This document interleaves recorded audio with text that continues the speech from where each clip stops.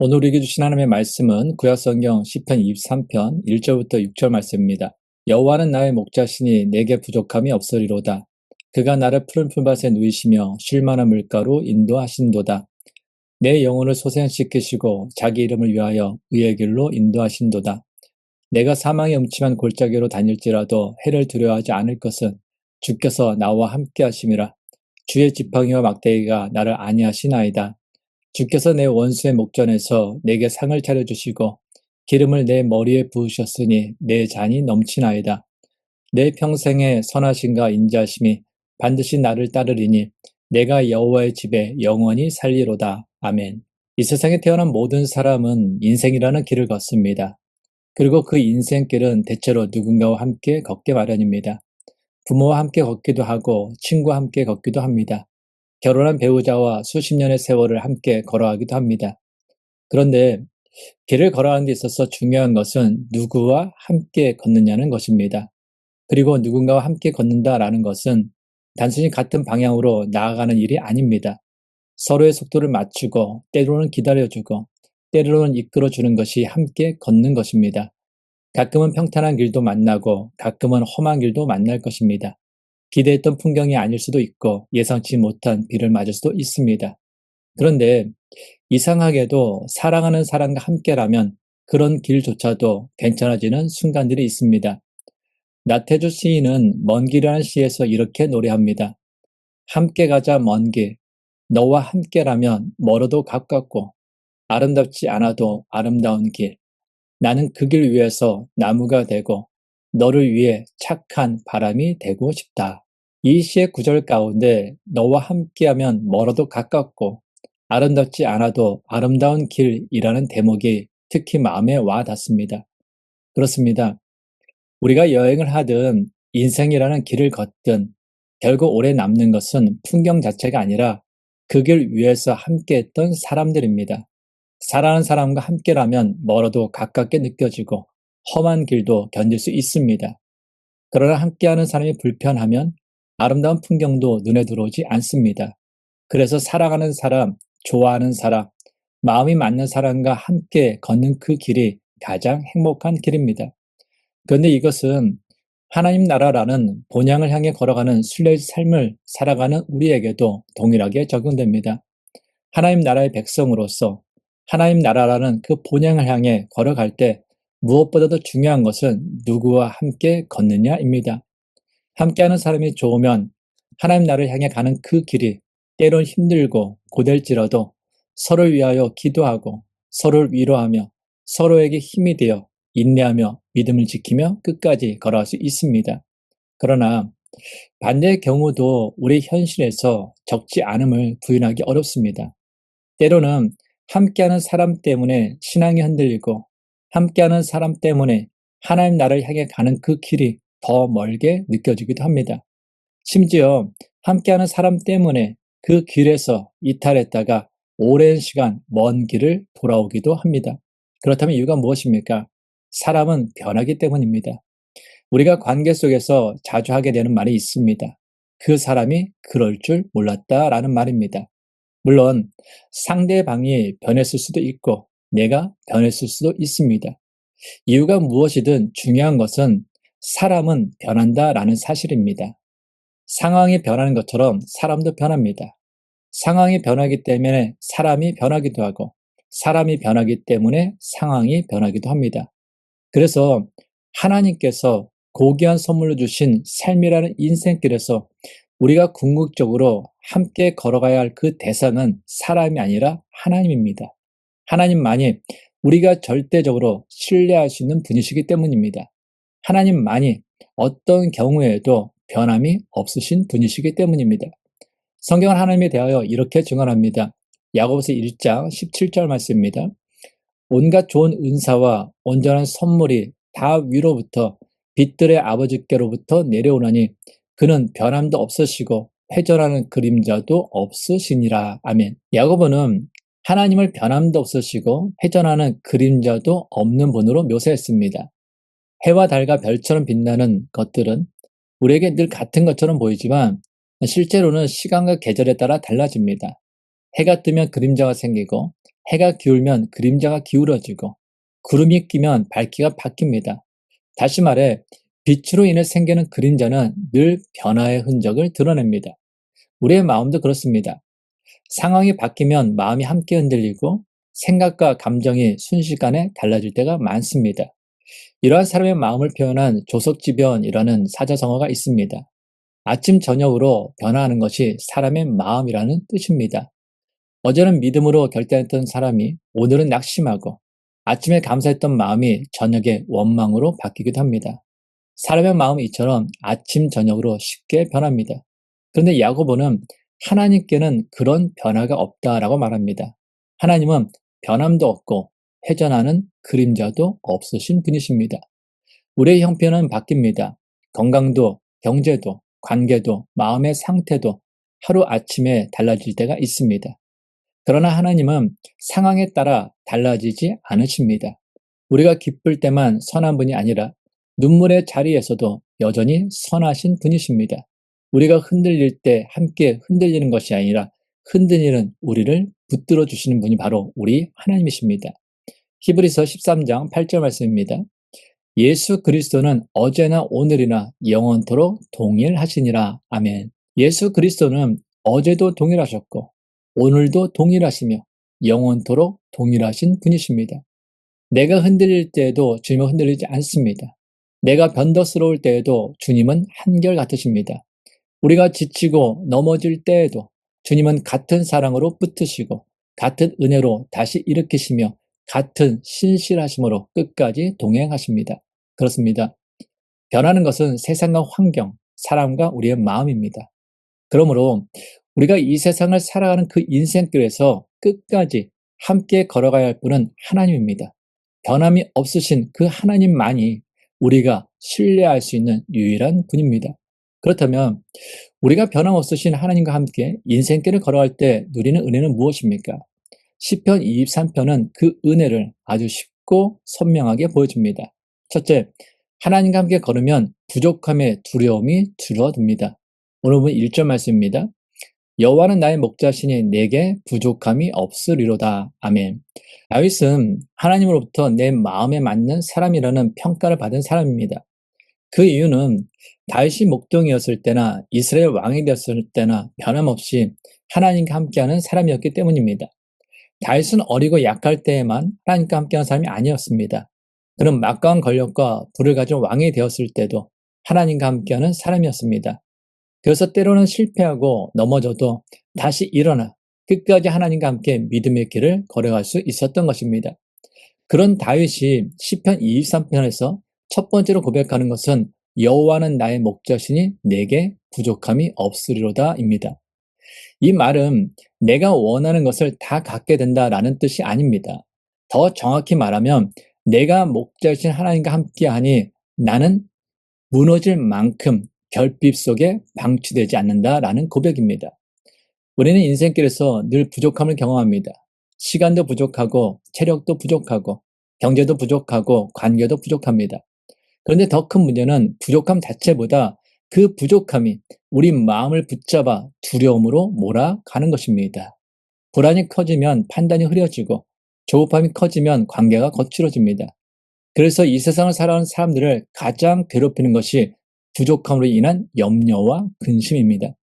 누군가는 근심과 관련하여 이렇게 말하기도 합니다. 이 세상에서 가장 벗어나기 어려운 것이 있다면 그것은 근심이라고 하는 마귀다. 아무 일이 없는 날에도 그 마귀는 사람을 괴롭게 하고 혼란 속에 몰아넣는다. 물론 근심 자체가 마귀는 아닙니다. 그러나 마귀는 근심과 염려를 가지고 사람들을 끊임없이 괴롭혀온 것은 사실입니다.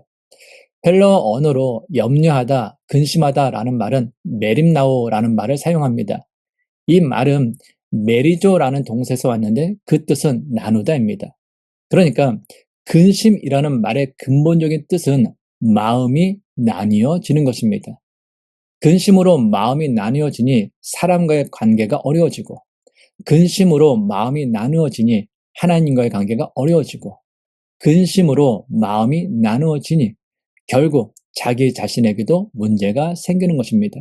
그래서 성경은 이러한 근심에 대하여 다음과 같이 증언합니다. 잠언 15장 13절 말씀입니다. 마음의 즐거움은 얼굴을 빛나게 하여도 마음의 근심은 심령을 상하게 하느니라. 잠언 17장 22절 말씀입니다. 마음의 즐거움은 양약이라도 심령의 근심은 뼈를 마르게 하느니라. 욥기 17장 7절 말씀입니다. 내 눈은 근심 때문에 어두워지고 나의 온 지체는 그림자 같구나. 근심은 심령을 상하게 합니다. 근심은 뼈를 마르게 합니다. 근심은 눈을 어둡게 합니다. 그래서 예수님께서는 다음과 같이 권면하십니다. 요한복음 14장 1절 말씀입니다. 너희는 마음에 근심하지 말라. 하나님을 믿으니 또 나를 믿으라. 예수님께서는 마음에 근심하지 말고 나를 믿으라고 말씀하셨습니다. 그리고 근심하지 말고 주님을 믿어야 하는 이유에 대하여 다음과 같이 말씀하셨습니다. 요한복음 14장 2절 말씀입니다. 내 아버지 집에 거할 곳이 많도다. 그렇지 않으면 너희에게 일렀으리라. 내가 너희를 위하여 거처를 예비하러 가노니. 여기서 거처는 하나님의 집, 곧 하나님 나라, 천국을 의미합니다. 예수님께서 공생애를 시작하시면서 첫 번째로 전하신 메시지가 때가 찼고 하나님 나라가 가까웠으니 회개하고 복음을 믿으라였습니다. 그리고 예수님께서는 부활하신 후 40일 동안 이 세상에 머무시면서 하나님 나라에 대해 말씀하셨습니다.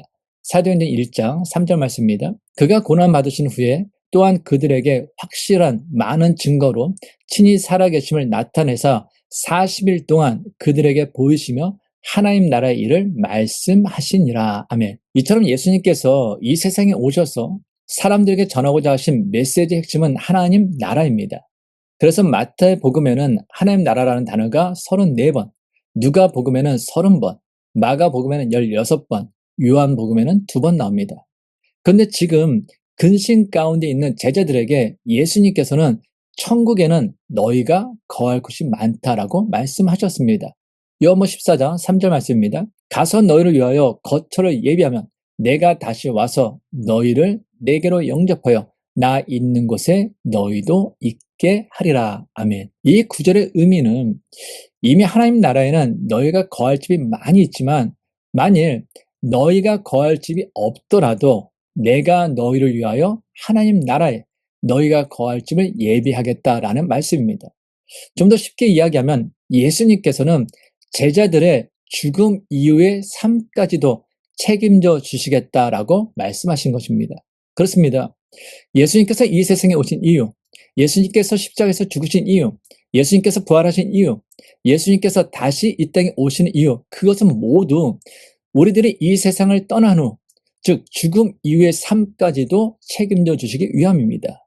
그렇다면 우리의 죽음 이후의 삶까지 책임져 주시기 위해 이 세상에 오시고 죽으시고 부활하시고 다시 오실 주님께서 우리들이 이 세상에 사는 그 동안의 모든 삶을 책임져 주시지 않겠습니까? 당연히 우리들이 이 세상에 사는 동안에 그 삶 또한 책임져 주십니다. 그래서 예수님께서는 근심 가운데 있는 제자들 향하여 너희는 마음에 근심하지 말고 나를 믿으라고 말씀하신 것입니다. 당신의 생명을 버리기까지 우리에게 천국의 길을 열어주신 예수님을 정말로 우리가 믿는다면 이 세상을 살아가면서 도대체 근심할 일이 무엇이겠습니까? 내 앞에 어떤 상황, 어떤 사건이 전개된들 내 죽음 이후를 책임져 주실 예수님을 어찌 신뢰하지 못할 수 있겠습니까? 그래서 우리가 주님을 신뢰하며 주님과 함께 인생길을 걸을 때 우리는 부족함의 두려움, 근심에서 벗어날 수 있습니다. 둘째, 하나님과 함께 걸으면 쉼이 회복됩니다. 오늘 보면 2절 말씀입니다. 그가 나를 푸른 풀밭에 누이시며 쉴만한 물가로 인도하신도다. 아멘. 여기서 유독 눈에 들어온 단어가 있습니다. 바로 누이시며입니다. 목자 되신 하나님은 양을 몰아붙이시는 분이 아니라 먼저 눕히시는 분이십니다. 더 해라, 더 빨리 해라가 아니라 이제는 쉬어라라고 말씀하시는 분이십니다. 하나님께서는 쉼없이 수고하고 무거운 짐을 살아가는 사람들에게 쉼을 주시는 분이십니다. 그런데 오늘날에는 쉼을 잃어버린 사람들이 많습니다. 그 이유가 무엇입니까? 단지 시간이 없어서가 아닙니다. 마음이 쉬지 못하기 때문입니다. 몸은 쉬어도 마음은 계속 달리는 사람들이 너무나 많습니다. 그 이유가 무엇입니까? 첫째, 끝이 없는 연결 때문입니다. 모바일 알림 하나가 우리의 호흡을 끊습니다. 누워있어도 메시지가 오고 뉴스가 뜨고 쇼츠가 흘러가고 답장을 해야 할 것 같고 놓치면 손해볼 것 같습니다. 침대에 누웠는데도 머릿속은 회의 중이고 식탁에 앉아 있는데도 마음은 업무를 처리하고 있습니다. 쉬는 시간이 있는데 쉬는 상태가 없습니다. 몸은 집에 돌아왔지만 마음은 아직도 세상 한복판에 서 있습니다. 둘째, 비교 때문입니다. 우리는 쉬는 날에도 무심코 남의 삶을 봅니다. 누가 어디를 갔는지, 누가 무엇을 이루었는지, 누가 얼마나 잘 사는지. 그러면 마음이 갑자기 초조해집니다. 나는 이대로 괜찮은가? 나만 뒤처져지는 건 아닌가? 그러다 보니 쉬는 시간이 오히려 자신을 채찍질하는 시간이 됩니다. 몸은 소파에 앉아 있는데 마음은 끊임없이 자신을 심판합니다. 셋째, 성취 중심의 문화 때문입니다. 오늘날 많은 사람들은 쉬면 왠지 불안해합니다. 쉬는 것이 곧 게으름처럼 느껴지고 멈추면 곧 실패처럼 느껴집니다. 그래서 휴가를 가도 마음 한구석에서 해야 할 일이 따라옵니다. 이 시간에 뭐라도 더 해야 하지 않나라는 생각이 쉼을 오염시킵니다. 결국 쉼이 회복이 아니라 부담이 되어버립니다.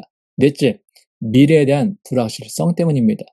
경제, 건강, 자녀, 또한 인간관계, 노, 그 어느 것 한 가지라도 흔들리면 마음은 만약을 붙잡고 계속 시뮬레이션을 돌립니다. 만약 일이 잘못되면, 만약 내가 무너지면. 그래서 밤에 불을 끄고 누워도 걱정이 몰려옵니다. 몸은 쉬는데 마음은 전투를 합니다. 잠이 와야 할 그 시간이 오히려 두려움의 시간이 됩니다. 이처럼 삶 가운데 참된 쉼을 누리지 못하고 살아가는 것이 오늘을 살아가는 우리의 현실입니다. 그래서 우리 하나님은 우리를 푸른 풀밭에 누우십니다. 푸른 풀밭은 단지 아름다운 풍경이 아니라 위험이 덜하고 양이 불안해지지 않아도 되는 그 자리를 의미합니다. 또한 하나님은 우리를 쉴만한 물가로 인도하십니다. 여기서 중요한 것은 물이 아니라 쉴만한입니다. 물이 있어도 거센 물소리가 나면 양은 두려워 마시지 못합니다.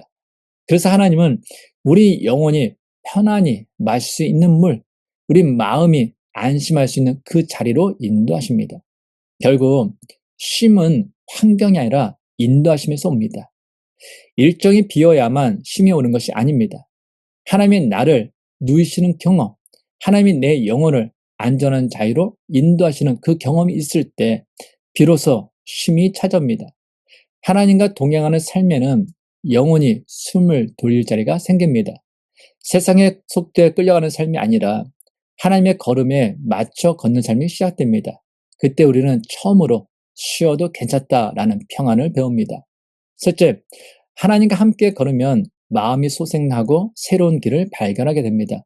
오늘 본문 3절 말씀입니다. 내 영혼을 소생시키시고 자기 이름을 위하여 의의 길로 인도하신도다. 아멘. 여기서 소생은 단순히 기분이 나아진 정도가 아닙니다. 소생은 무너진 내면이 다시 살아나는 것입니다. 소생은 지친 마음이 다시 힘을 얻고 포기했던 마음이 다시 걸을 힘을 얻는 것입니다. 인생길을 걸어가다 보면 때로는 마음이 무너질 때가 있습니다. 삶의 여러 문제들로 인해 치이고 사람에게 치이다 보면 마음이 무너질 때가 있습니다. 그럴 때는 살아도 사는 것이 아닌 것처럼 느껴집니다. 그냥 마지못해서 죽지 못해서 좀비처럼 살아가는 것입니다. 그러나 우리 하나님과 함께 걸으면 하나님께서 우리의 영혼을 소생시켜 주십니다. 지친 영혼을 위로해 주시고 잃어버렸던 삶의 의미를 회복시켜 주십니다.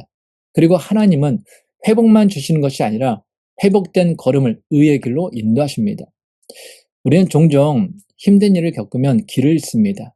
감정에 끌려 결정을 하거나 상처 때문에 사람을 끊거나 분노 때문에 말을 날카롭게 하기도 합니다. 그러나 하나님과 동행하며 마음이 소생하면서 동시에 방향이 정돈됩니다.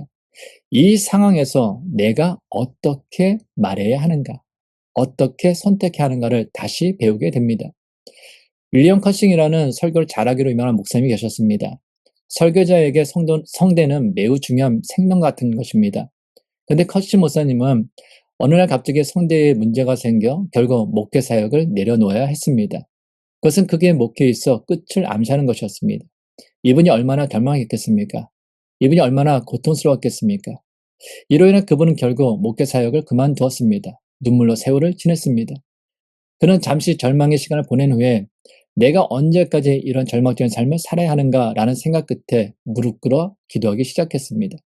그 과정에서 주님의 위로를 경험했지만 목소리는 회복되지 않았습니다.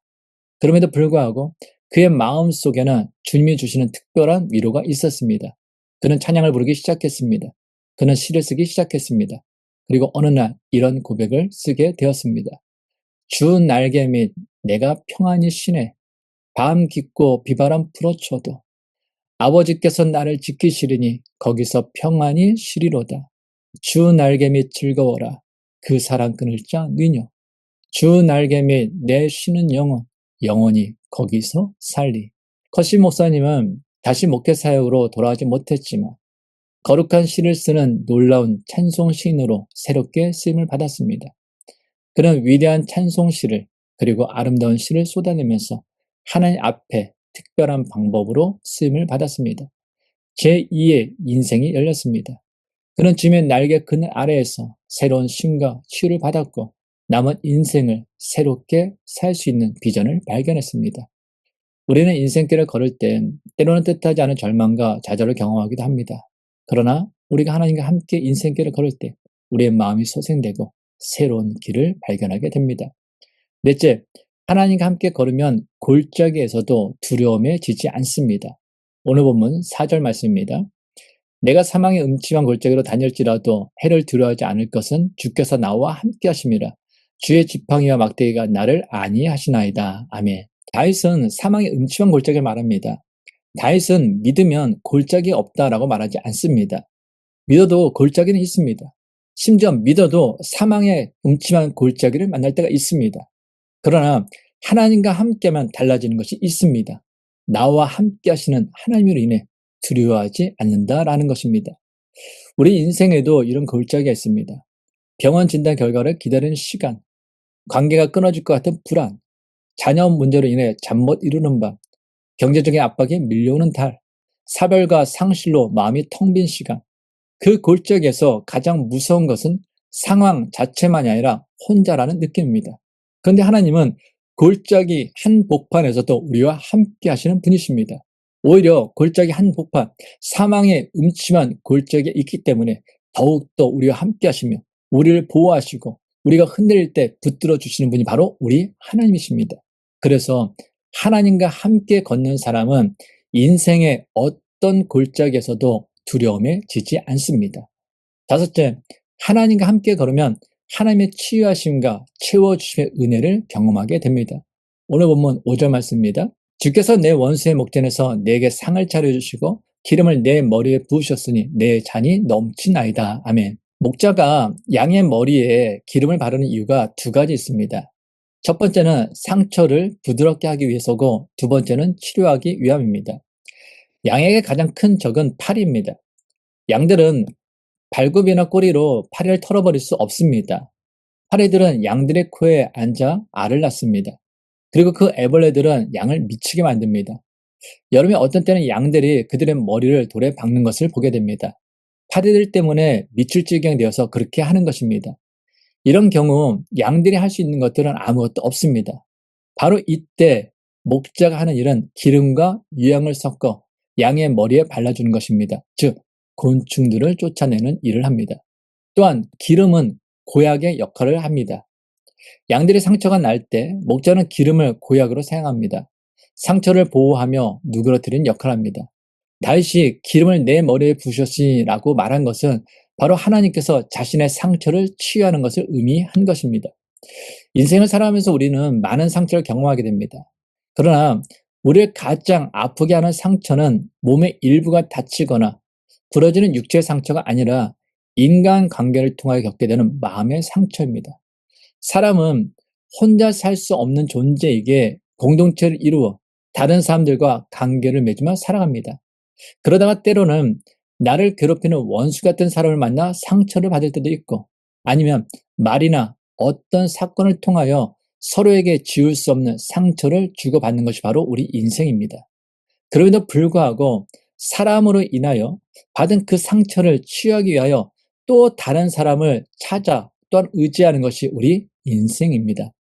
그러나 다윗은 자신의 상처를 치유하시는 분은 오직 하나님뿐임을 알았습니다. 그래서 그는 인생길을 걷는 중에 받은 그 상처를 치유하기 위해 사람을 찾지 않고 하나님을 찾았습니다. 인생에서 얻게 되는 우리의 상처를 온전히 치유하시는 분은 오직 하나님밖에 없기 때문입니다. 또한 나의 빈잔을 넘치도록 채워주시는 분도 하나님밖에 없습니다. 사람들이 상처를 받는 이유 중에 하나는 하나님만이 채워줄 수 있는 것들을 사람들이 채워주기를 기대하기 때문입니다. 사람들의 사랑을 기대하고, 사람들의 칭찬을 기대하고, 사람들에게 인정받기를 기대하기 때문에 사람에게 상처를 받고 그토록 아파하는 것입니다. 그러나 사람들은 우리들의 빈잔을 채워줄 수 없습니다. 오직 하나님만이 우리들의 빈잔을 넘치도록 채워줄 수 있습니다. 그래서 하나님과 함께 걸으면 하나님의 치유하심과 채워주심의 은혜를 경험하게 됩니다. 지금까지 살펴본 것처럼 우리가 하나님과 함께 인생길을 걸을 때 부족함의 두려움이 줄어들며 힘이 회복되며 마음이 소생되고 또한 새로운 길을 발견하게 됩니다. 그리고 골짜기에서도 두려움에 지지 않으며 하나님의 치유하심과 채워주심의 은혜를 경험하게 됩니다. 그리고 우리는 마침내 이렇게 고백하게 됩니다. 오늘 본문 6절 말씀입니다. 내 평생에 선하심과 인자하심이 반드시 나를 따르리니 내가 여호와의 집에 영원히 살리로다. 아멘. 우리가 하나님과 함께 인생길을 걸을 때 우리의 삶 가운데 평생토록 하나님의 선하심과 인자하심을 경험하며 결국에는 우리의 본향 하나님 나라에 도착하여 영원히 살게 될 것입니다. 사랑하는 여러분, 우리의 삶은 하나님께서 주신 고귀한 선물입니다. 우리의 삶은 유일한 것이며 영원을 준비하는 시간입니다. 우리의 삶은 본향 하나님 나라를 향해 걸어가는 순례자의 삶입니다. 그래서 우리는 하나님 나라에 도착할 때까지 하나님과 함께 걸어가야 합니다. 세상은 사람과 함께 할 때, 물질과 함께 할 때, 건강과 함께 할 때, 지식과 함께 할 때, 권력과 함께 할 때 복된 인생이 될 수 있다라고 유혹합니다. 그러나 복된 인생은 하나님과 함께하는 인생입니다. 그러므로 저와 여러분 모두 이 세상을 살아가면서 어떤 유혹이 찾아와도 오직 하나님과 함께 인생길을 걸어가며 마침내 하나님 나라에 도착하여 하나님과 영원히 함께 사는 복된 인생이 되기를 주님의 이름으로 축원합니다. 하나님 아버지, 우리가 이 세상을 살아가는 인생길에서 끝까지 함께 걸어가야 할 분은 오직 하나님이심을 다시 고백합니다.